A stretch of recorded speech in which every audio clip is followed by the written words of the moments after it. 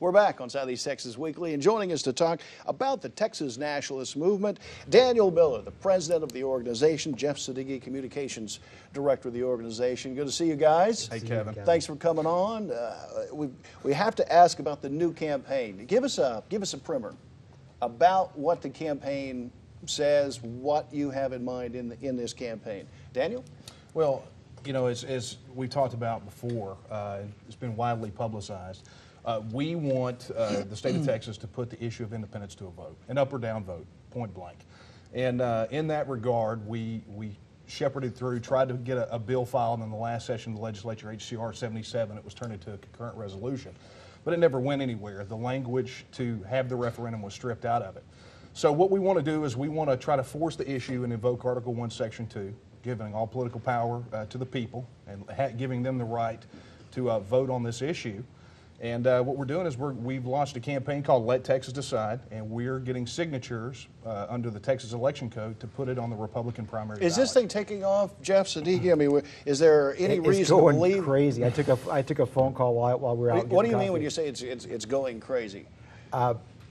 Spontaneous contacts with us from folks we don't know, saying, "How can I sign this petition?" People from all over the state, including places where we don't have organizations, want to find a way to get involved. I have to wonder how many of that is people on the far right sitting around talking to each other. I have seen no indication of a groundswell of public support for this notion.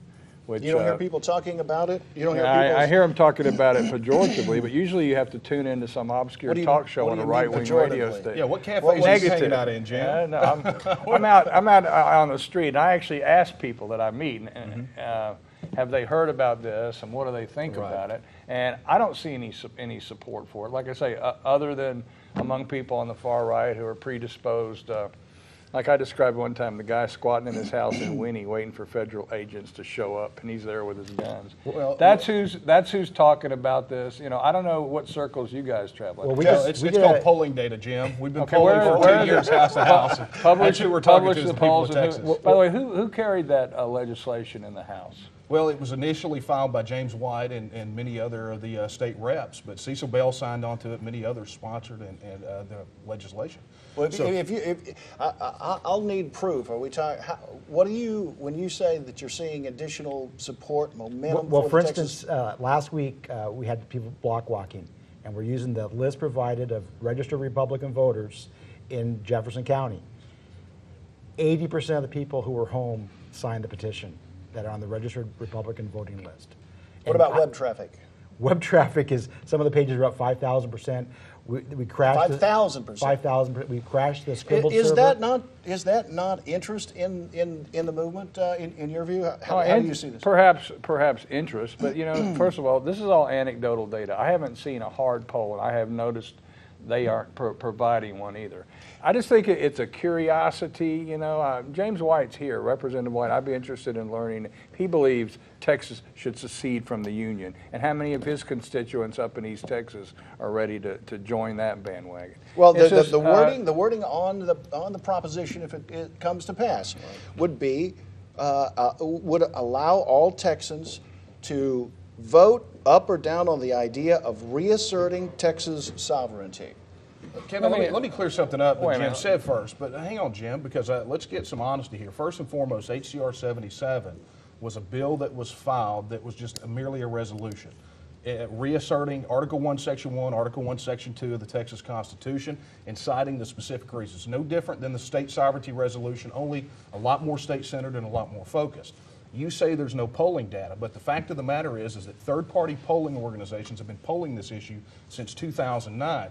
And even in 2009, the Research 2000 poll showed that half of Republicans, 40% of independents, and 15% of Democrats felt that Texas would be better off as an independent nation. So there is independent polling data, and our internals show that this thing has spiked. Well, next time you come, bring that polling data. But let me remind you, you ran against Alan Ritter in the Republican primary last year. And it was well known you were a Texas Nationalist. Yes. Based on that knowledge, what percentage of the vote did you get?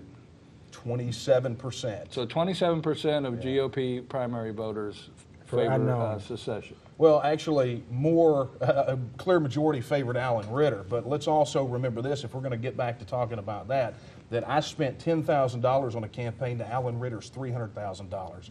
So if that's the kind of money that it takes to be the Texas Nationalist, I'm going to say buckle your seatbelt, Betty, because March is going to be quite interesting for you. I only have a Daniel, minute and a half.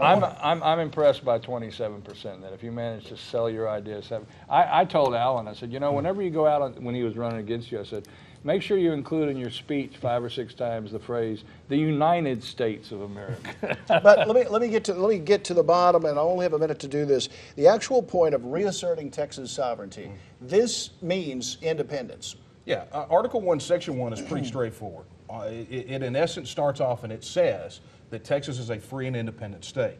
And what we're talking about here, and the goal of our organization, the stated mission, is the political, cultural, and economic independence of Texas.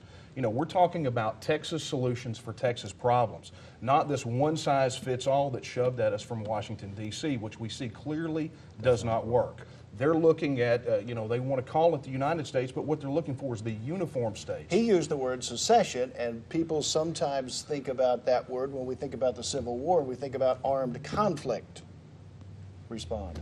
Yeah, I mean, people call it secessionist, and secession is a process. I mean, it's a process that's being looked at by Catalonia and Scotland right now. But, you know, we're Texas nationalists. We want to reassert Texas as an independent nation. You're not talking about armed conflict. Oh, absolutely not. Absolutely not. The UN provides self-determination as a human right.